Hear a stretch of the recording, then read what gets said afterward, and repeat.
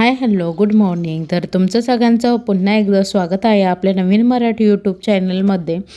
तर आज आहे ना मस्त 15K आपले कंप्लीट झाले ना. तर हा व्हिडिओ तुम्हाला 2 ते 3 दिवस अगोदरचा येतो आहे. तर 15K कंप्लीट झाले ना तर त्याचं सेलिब्रेशन करायचं होतं. तर इकडे सगळेजण आलेले होते. राहुल, सौरभ, साक्षी आणि शिवांशूच्या पण मस्त गप्पा चाललेल्या होत्या. फुल आले, सगळे आले. राहुल जेवण झालं का? बाकी का? मला इकडे सौरभ, साक्षी पण आले. आज काय का अंशू? आज काय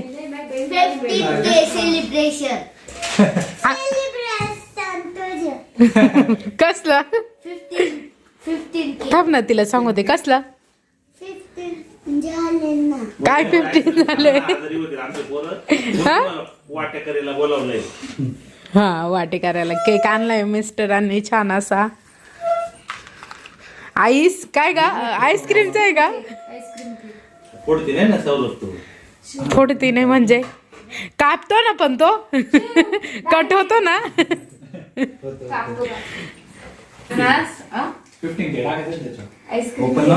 ओपन नव्हता करेल तो, खूप पॅक होता.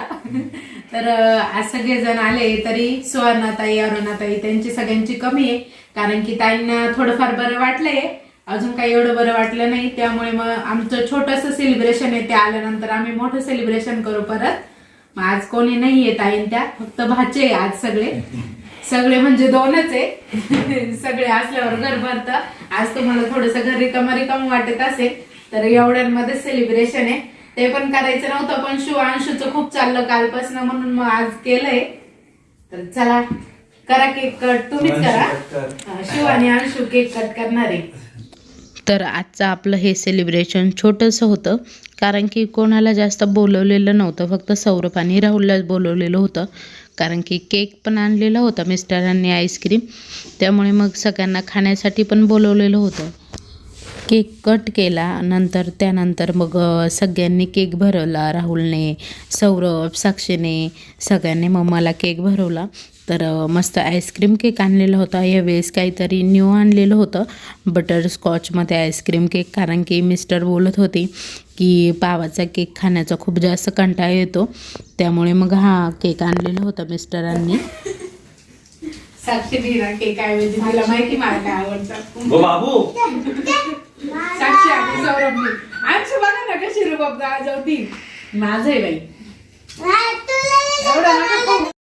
त्यानंतर सौरभ, साक्षी, राहुल सगळे जण गेले घरी. कारण की केक कट करायला खूप जास्त उशीर झालेला होता, जवळपास 10 वाजलेले होते. त्यानंतर हा व्हिडिओ तुम्हाला दुसऱ्या दिवशीचा येतोय. छान असं कच्चं दूध घेतलेलं होतं, तर छान झालेलं होतं. खरवस वड्या नव्हत्या करायच्या, तर खरवस केलेलं होतं इकडे.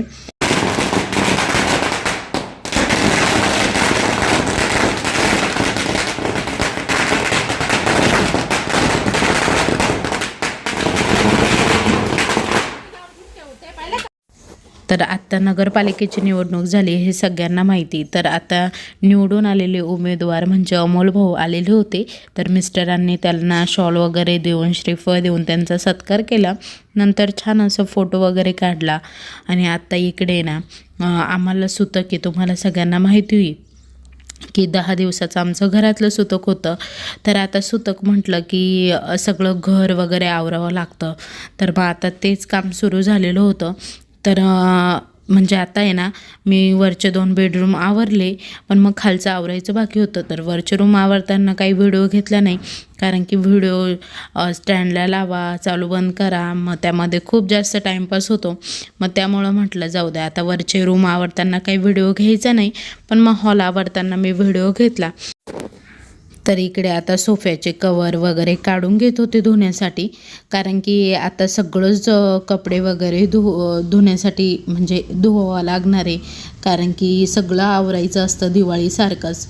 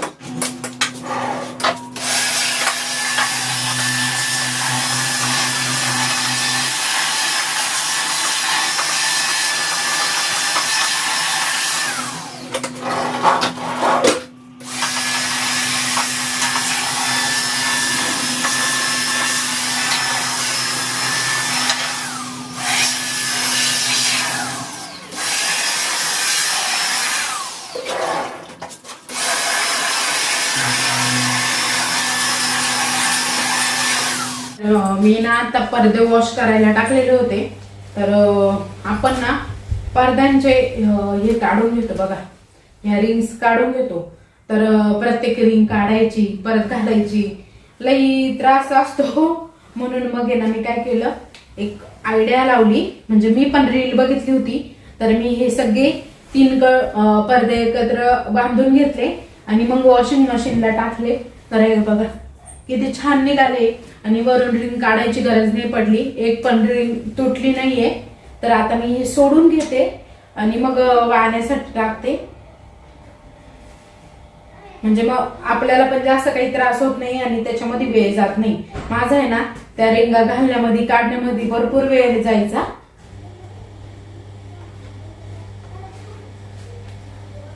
हे बघा अशी दोरी बांधून घेतली होती मी त्याला. आता ती दोरी मी सोडते आणि मस्त कर्टन आपले वाळत टाकते. तर मी व्हॅक्यूमने ना सगळे सोफे वगैरे साफ करून घेतलेले होते. तर व्हॅक्यूमने ना सगळी बारीक निरीक घाण सगळी निघून येते. कारण की आपण त्याच्यामध्ये झाडू वगैरे शकत नाही, पुसू शकतो पण मग झाडता येत नाही. म्हणून मग व्हॅक्यूमने यूज केलं की छान असं सगळं निघून जातं. खिडक्या पण छान क्लीन होऊन जातात. तर मी सगळं व्हॅक्यूमने क्लीन करून घेतलं. त्यानंतर आता इकडे ना सगळ्या भिंती वगैरे पुसायच्या होत्या मला.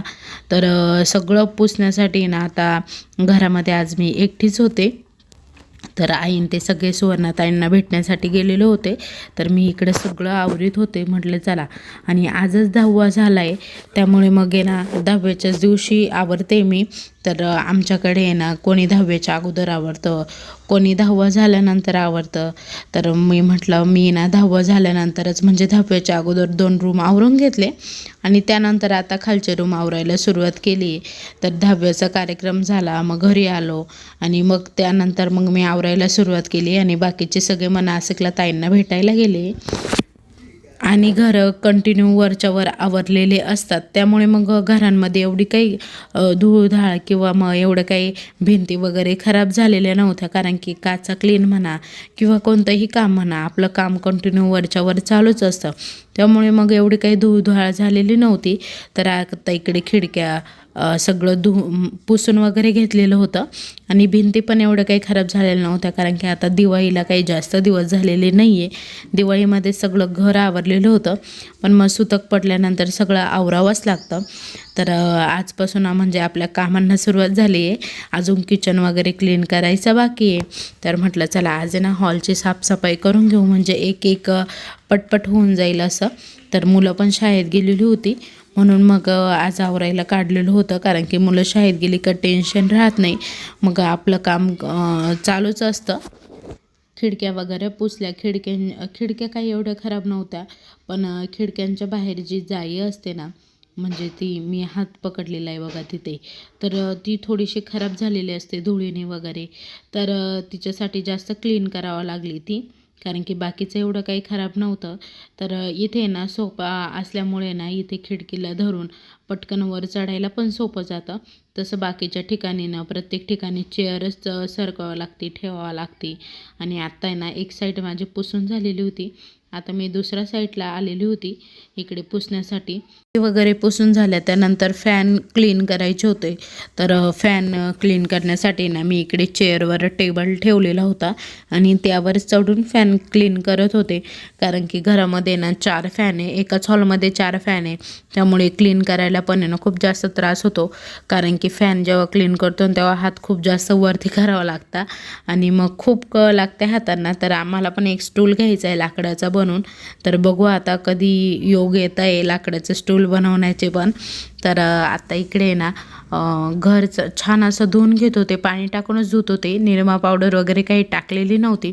कारण की निरमा टाकली की म्हणजे खूप जास्त फेस होतो आणि मग त्यामुळे पावडर काही टाकलेली नव्हती. कारण की फरची काही जास्त खराब झालेली नव्हती, फक्त धूळधाळ होती. त्यामुळे मग पाणी टाकून घ्यायचं होतं फक्त. म्हणून मग इकडे पाणी टाकून फरची क्लीन करून घेतली छान अशी. तर म्हणजे थोडं जरी पाणी टाकून आपण फरची क्लीन केली ना तरी फरची एकदम छान अशी चकचक करायला लागते. आता इकडे फरची क्लीन करून घेतली, त्यानंतर वरचा डग पण आवरून घेतला. तो काही व्हिडिओ मी घेतलेला नाही आहे. नंतर सगळी फरची क्लीन केल्यानंतर ती छान अशी कोरडी करून घेतली. तर चला आजचा व्हिडिओ आपला इथे संपवते. तर तुम्हाला कसा वाटला आजचा व्हिडिओ ते कमेंटमध्ये नक्की सांगा. व्हिडिओ आवडला असेल तर लाईक करा, शेअर करा, सबस्क्राईब करा आणि कमेंट करायला विसरू नका. Bye bye.